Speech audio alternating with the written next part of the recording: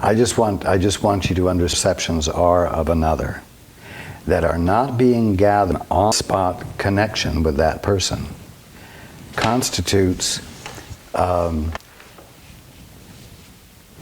practiced resistance to seeing him with fresh eyes. Yes. And there's no innocence in that. I do not mean that there is guilt in that, yes, but there's no innocence in it. In other words, when I speak of looking with innocent eyes, I mean to look with eyes that aren't being colored by anything. Your past experience of him, the fact that you happen to be thinking of him at, quote, that time of the month, unquote, when everything looks bad, or whatever. You see what I mean? Looking with innocence means being willing for a moment to look with curiosity, to see the unexpected, to see what you haven't been seeing. And specifically, to see what God would have you see.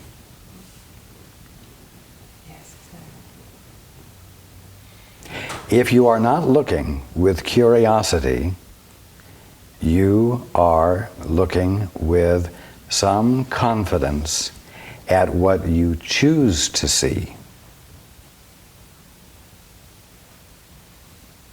And whatever it is you are choosing to see, whether it's pleasant or unpleasant, does not constitute being attentive to the unknown, the unexpected. You see? Mm-hmm.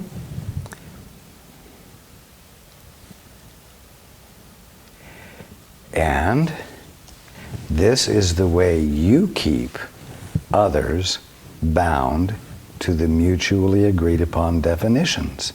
Not just you, every single one of you. Because you may all see yourselves as starting to crawl out of the crab barrel and you know, abandon the status quo. Like we're free. Yes. And yet, as you climb out, you continue to see that guy as a bastard, or that woman as a whatever, and because she always has been, and you see, and you continue to hold others to the rules of the mutually agreed upon. Well, like they're different from you. There's something wrong right away. That's correct. So just be aware that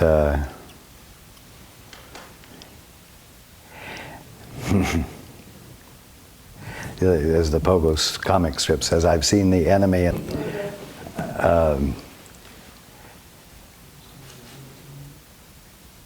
I have been knowing that my mind needs to be changed in this way for a while now.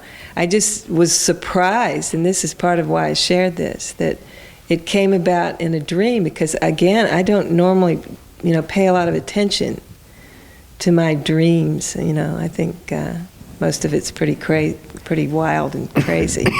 Excuse me. If things need to change, instead of trying to change your mind, just start practicing curiosity. That in itself will be the change that breaks the habit. You break the habit by doing something new, not by working on the habit. You see what I'm saying? Mm-hmm. Okay. Let's continue. May I ask that?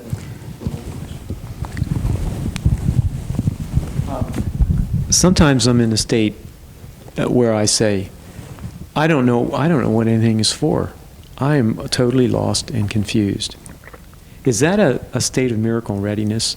Or do you have to move into the next stage, which now, thankfully, I'm doing, where I say, I am lost and totally confused. I don't know what anything is for. And I look up and say, God, help. It all depends on how honest the statement is.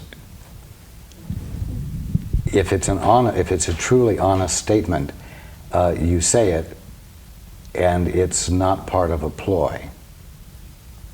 It's not part of a manipulation.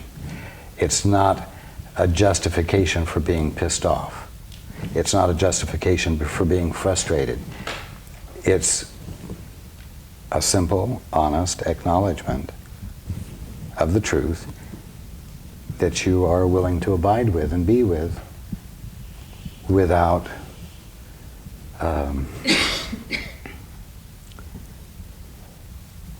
without the acknowledgement being a step toward a goal you're seeking.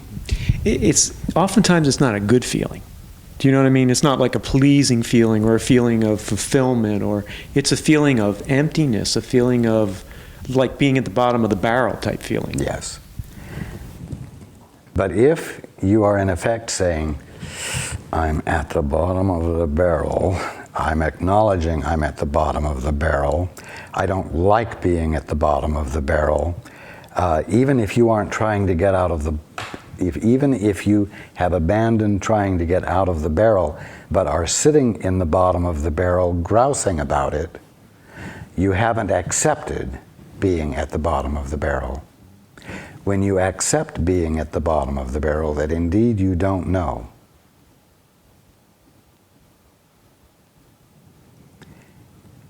and you stop fighting against it, and you let yourself be at peace in it, that's when the bottom of the barrel drops out. So it's like sometimes Insight occurs. It's like sometimes I feel, not only in this instance do I not know what anything is for and I'm lost and confused, but my God, there's a realization, it's always been like this. My whole life has been like this. And how many other lifetimes have been like this? Wow, I have been really spinning my wheels all this time. Wow. Yes. The other thing is that when, well, first of all, being at the bottom of a barrel is just a definition. Your bottom of the barrel is not someone else's bottom of the barrel. And what makes it the bottom of the barrel for you is that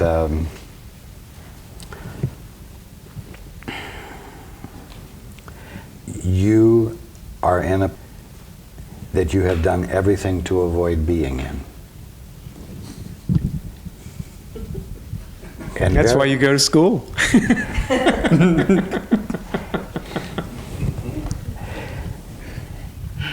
The bottom of the barrel is in the middle of the kingdom of heaven. And when you stop resisting being in the bottom of the barrel, new definition can occur to you, so that you can begin to see the God in the things that you had been avoiding because you had been taught to avoid them.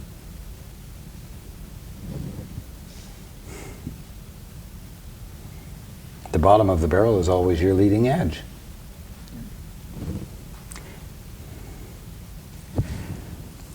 What you have been taught constitutes success, is everything that will keep you from the bottom of the barrel, and therefore will keep you from the threshold of enlightenment. But does the leading edge, does the bottom of the barrel always have to be so unpleasant, so distasteful, such a feeling of hell? It all depends on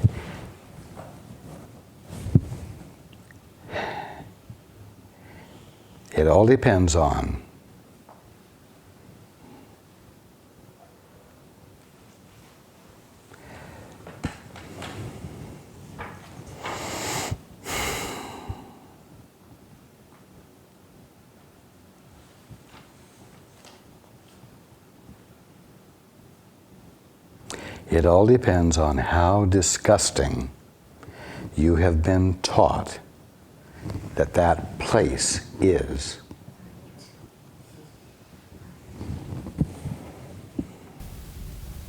Well, it's kind of like the human condition that we've all been taught that the bottom of the barrel and disgusting are like synonymous. Indeed. So does the leading edge at some point shift to be a feeling of freedom and release and, wow, it's okay to be here? Again, it depends on what the threshold of discovery is violating. And if a threshold of discovery is violating something that you have been severely taught is the road to hell, or the epitome of unrespectability, then that threshold will be uncomfortable. But once you move through it, you experience the freedom that you're asking about right now. So maybe being at the bottom of a barrel long enough, you kind of get used to it and say, this isn't so bad after all.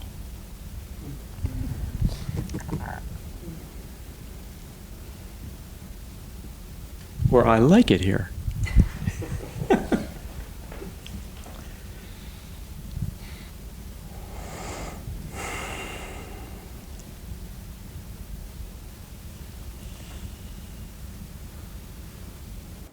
Well, let's put it this way. Some thresholds are like you're moving up here and having raccoons that were a pain in the you-know-what. They were a pain in the you-know-what because of the definitions and meanings you were giving the situation.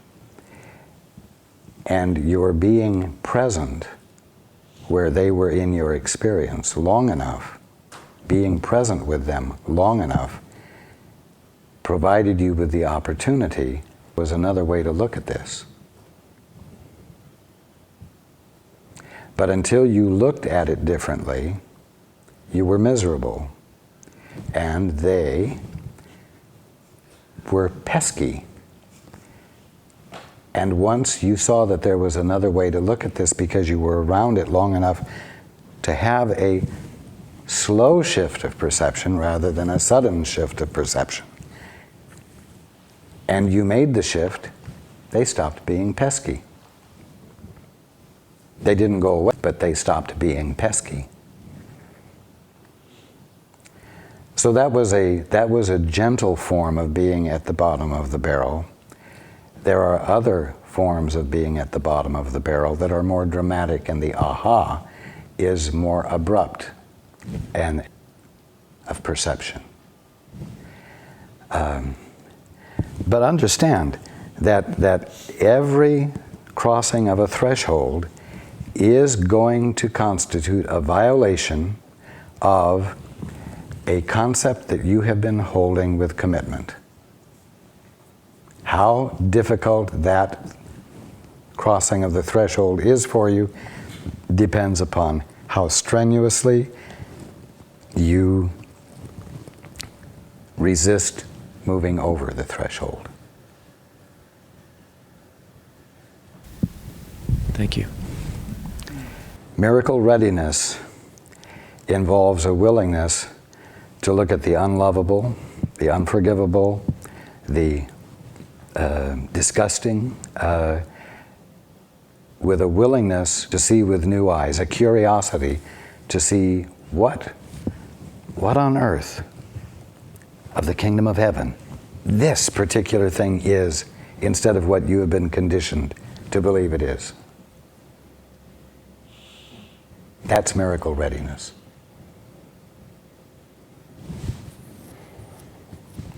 If there's only one thing that confronts you because there's only one thing going on and it's the kingdom of heaven, or reality with a capital R, or creation itself, the presence of God manifest, then there truly is nothing else for you to do than to look at it with curiosity, a positive curiosity, not fear, and an inquisitiveness to see just how on earth this could possibly be the kingdom of heaven or some aspect of the kingdom of heaven. Let there be a little genuine curiosity to hear an answer that violates whatever it is you're so confident about, that makes what you're looking at appear to obviously not be the kingdom of heaven. That's an example of miracle readiness. You see? So it's a practice. You all practice not being miracle ready by your commitment to how you think things are. And it's, as I said, it's very assertive and aggressive. Okay, miracle readiness is the abandoning of that. Even momentarily. That's why sudden shifts of consciousness or of perception occur. They occur many times because in a moment, you were momentarily distracted from your commitments. You were for a moment inattentive to the reinforcement of your beliefs. And in that little moment, there was a chink in your armor, in your defense, and it could get through. That's why I said, you don't have to practice faithfulness. All you have to do is for a moment stop practicing faithlessness. That doesn't mean that the act of faithfulness that you described is not meaningful, but it must be understood that it's not essential to the experience of the miracle. The one thing that is essential is the momentary abandonment of the practice of faithlessness. That is essential. Okay. Can I say one thing about miracle readiness? Sure. What you talked about when we first started about being still and listening, and then the experience of fellowship with you and my guide, Father. That experience to me seemed to be a miracle, and that's when I felt the faith, and that's when I have glimpses of how I really am. That's when I'm curious. That's what prepares me, I think, for miracle readiness more than anything else, is stopping, being still, listening. Indeed. Indeed, that's another way of describing exactly what we have been speaking about. It seems to me that the abandoning of faithlessness and the act of faithfulness are in essence the same thing. Because you only abandon your faithlessness through what? Trust or desperation. Desperation, I guess, being hitting the bottom of the barrel, and from then on I would imagine climbing out of the barrel or going through the bottom of the barrel is the trust. I guess I see them as the same thing. Well, and another way of putting it is that the human condition is the result of trying to climb out of the barrel. Yes. That's the practicing of faithlessness. To allow oneself to be at the bottom of the barrel is the abandonment of the practice of faithlessness. And redefining the bottom of the barrel. Well, but be careful that you are not providing the new definition. Allowing God to redefine. Exactly. Which happens spontaneously when you abandon attempting to get out of the barrel. Yes. Yes. So, indeed, the faithfulness isn't a form of confidence in something yet to happen, but is an expression of trust in allowing yourself to be fully present in the bottom of the barrel without any further attempt to get out, and without using the apparent awfulness of being at the bottom of the barrel as a way of pointing to someone else and saying, "See what you have made of me." In other words, you don't use being at the bottom of the barrel for any purpose. Else you're still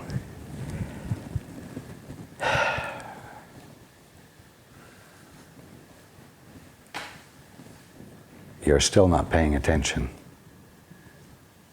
You're busy carrying out some act of will for some self-seeking purpose. So faithfulness involves allowing yourself to abide with peace in the bottom of the barrel. Abiding in peace at the bottom of the barrel constitutes the relinquishment of self-assertion or willfulness. In the absence of willfulness, humility is the state of mind. In the state of mind of humility, penetration of the Father's will can occur. And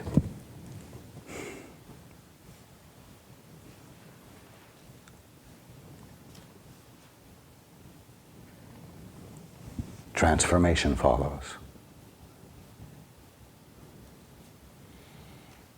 The miracle occurs.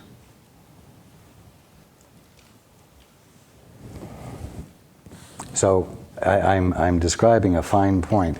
Faithfulness does not mean faithfulness in something, in a goal, or faithfulness in what God will be, or faithfulness in what you have been told the nature of things is. It's a faithfulness in the value of no longer asserting self-will. I see it as allowing that the universe has my best interest at heart. This is very good. But the miracle can occur whether that conscious acknowledgement occurs or not. And thank God for that. Yes. So I am not contradicting you, but I do want it to be clear that the person to whom it doesn't occur to think that is not lost. Yes. He doesn't have to know that it's the nature of the universe to have his best interest at heart. But in the act of fighting against being where he is, and in the presence of humility, that realization can occur to him. Or the experience of the miracle can occur that in itself reveals what you just said. Yes, and after a few of such experiences, you build upon that from just a lack of faithlessness to an overt faithfulness. That is correct. That is correct. The faith work spiral I refer to. And then what happens is that your thresholds, you move over your thresholds or through the bottoms of your barrels more gracefully. Yes. Thanks. You are welcome. Okay. Number 44. 44. The miracle is an expression of an inner awareness of Christ and the acceptance of his atonement. Now the question is, does one have to have an inner awareness of Christ before he can experience the miracle? The answer is no.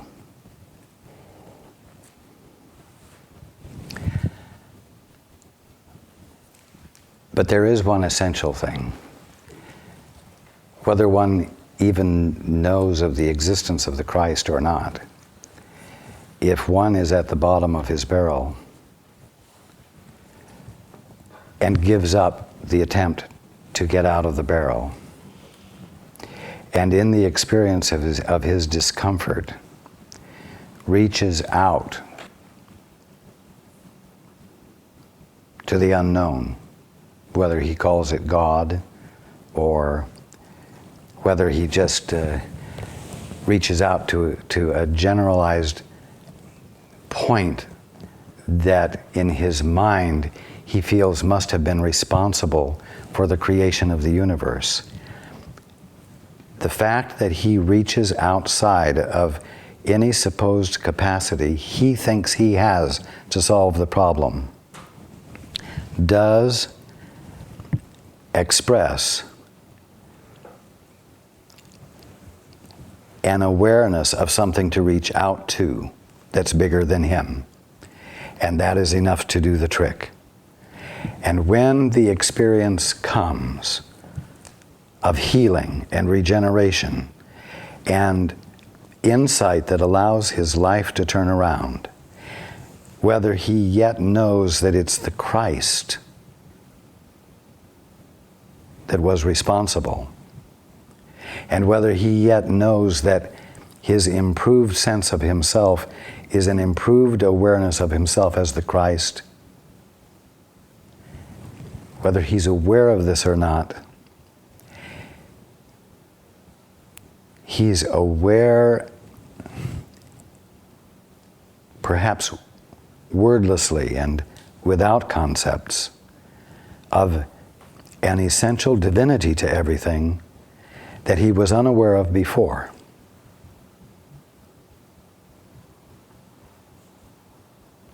Now, the fact is that one domino had to fall before other dominoes could fall.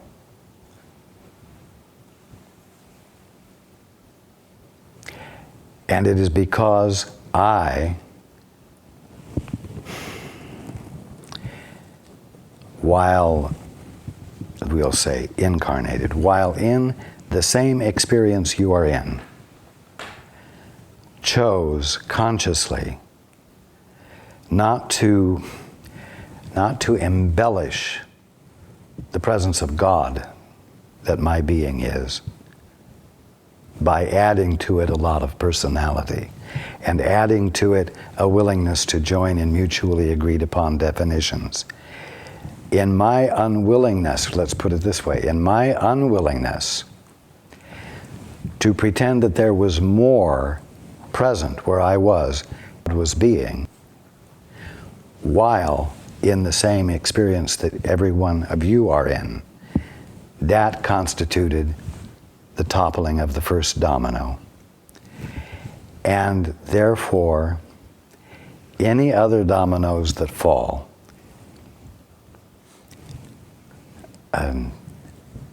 do not take this wrong, have me to thank. In other words, someone started the ball rolling. Someone started the dominoes falling. And so the experience of the domino that they are falling is a demonstration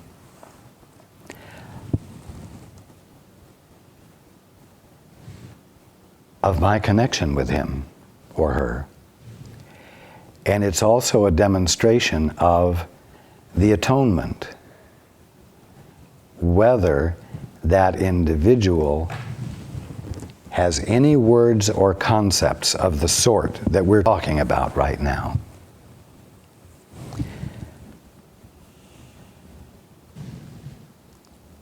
What you've got to understand is that we're not learning about A Course in Miracles.